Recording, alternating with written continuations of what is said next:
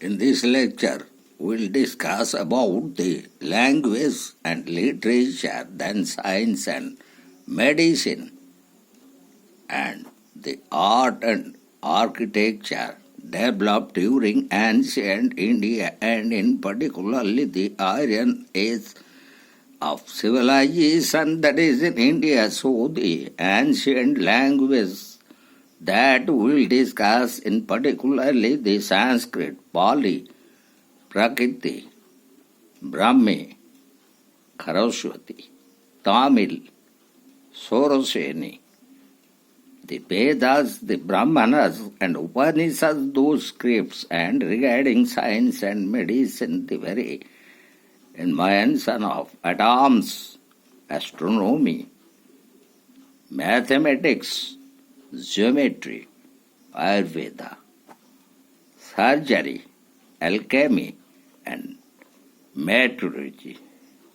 So, metallurgy and regarding art and architecture, we will discuss about the development in the Mauryan period, in particular regarding the Stupas, Chairyas, then the Gandhara and Mathura school of painting and art, then Sathavhanas and Guptas, the Ajanta frescoes. So in particularly, the two major group of languages could be divided into Indo-European and Dravidian group. The earliest literature in Sanskrit consisted of the Vedas, the Brahmanas and the Upanishads.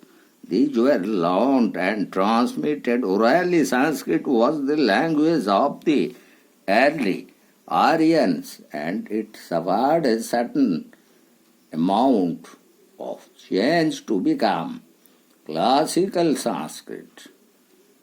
They were more simple in grammar and sound than Sanskrit at the Prakritis.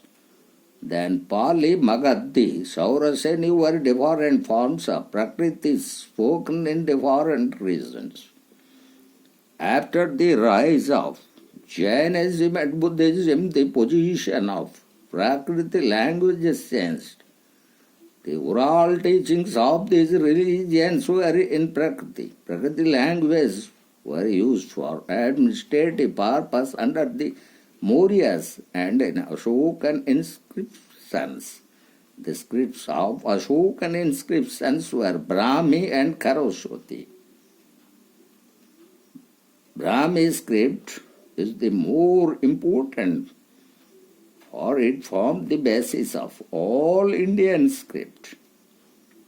It was between the 4th century BC and the 4th century AD that the Mahabharata and the Ramayana, the great Indian epics, were composed from ballads or gathas of even greater antiquity.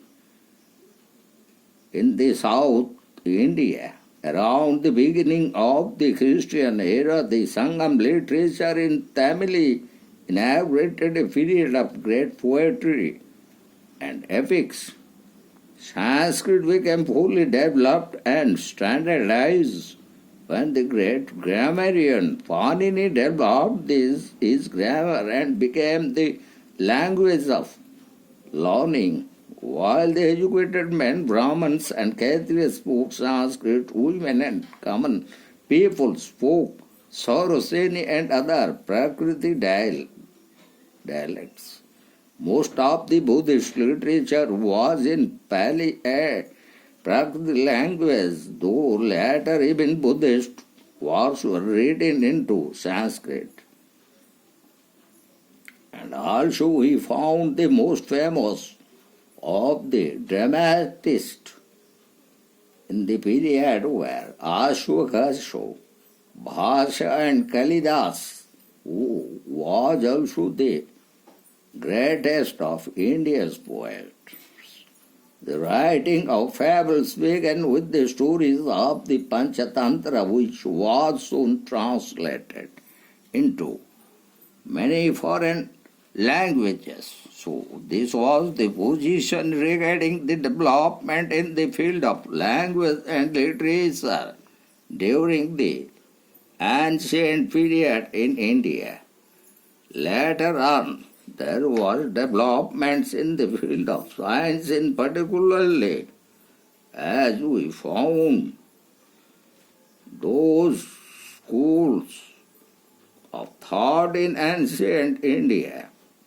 The universe, according to them, has been classified into 4 or 5 elements such as atmosphere, fire, water and ether.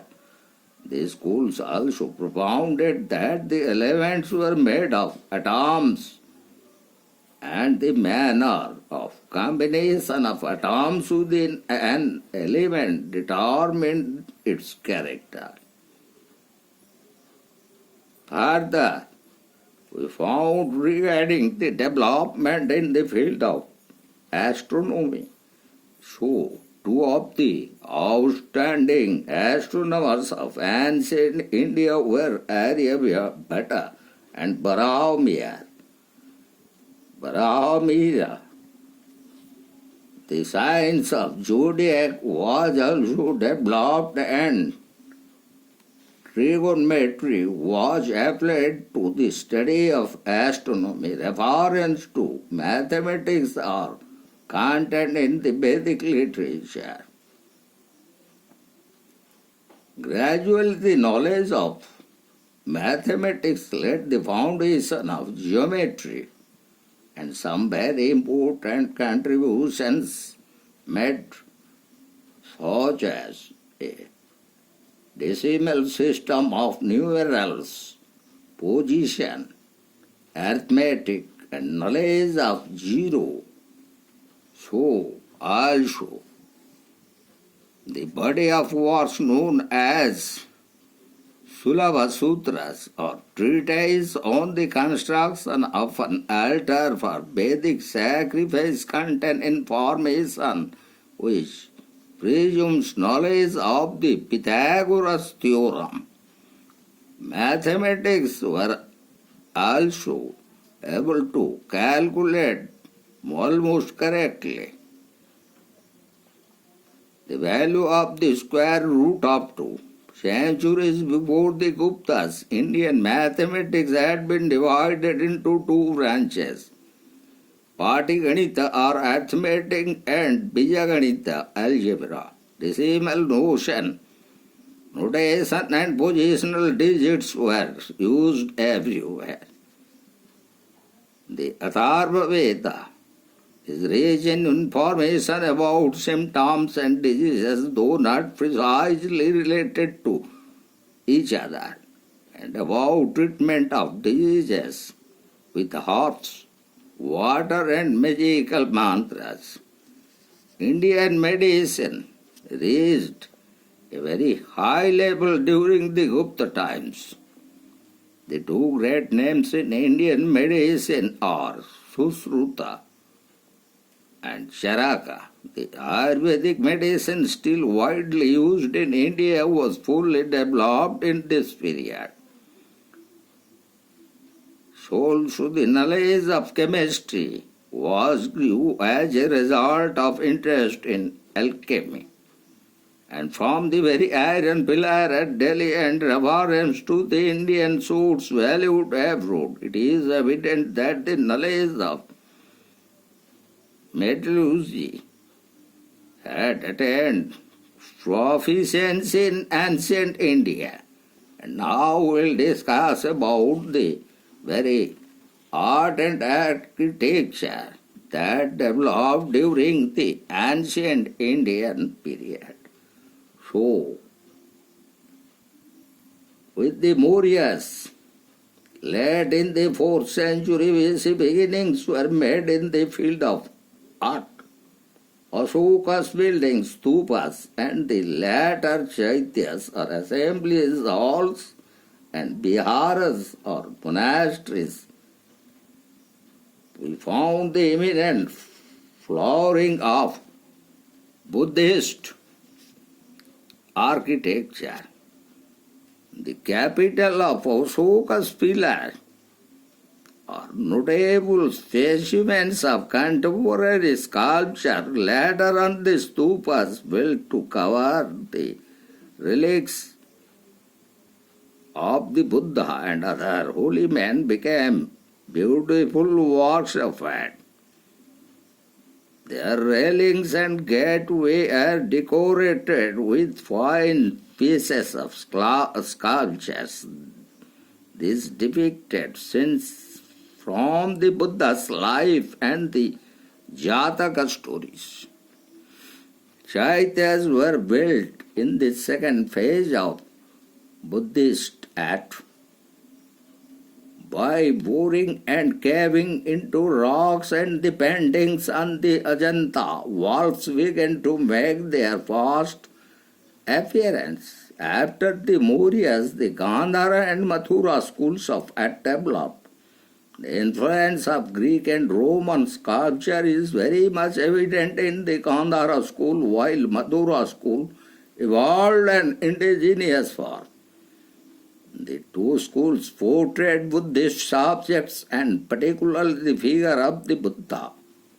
The Sathavhanas also encouraged the buildings of Chairyas and Stupas. One of the most impressive Chairyas is at Kerala. A great stupa was built at Amaravati. Although the stupa is destroyed, much of the Amaravati sculpture has survived. The period of the Guptas was the greatest period of ancient Indian art.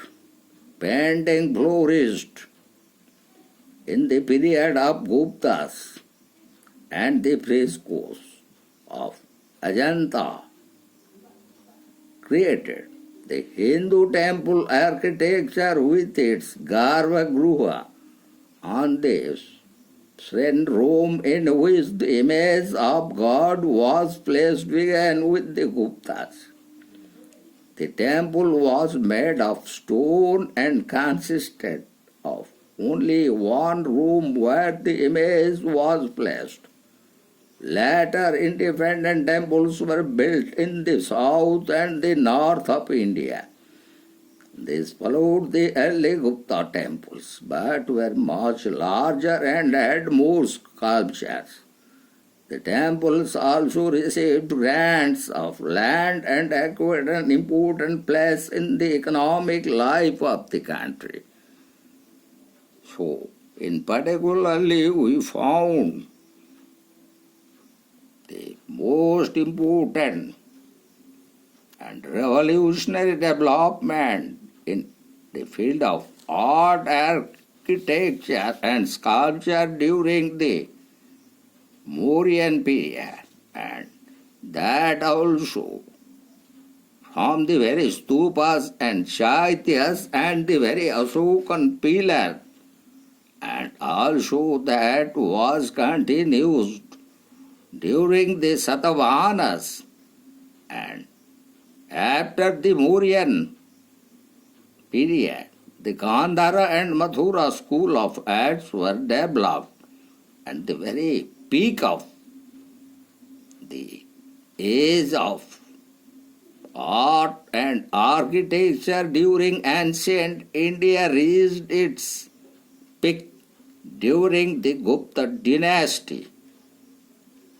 in the form of paintings that we found at Ajanta, and also building of temples that reflects the sculpture and architecture of the Gupta period.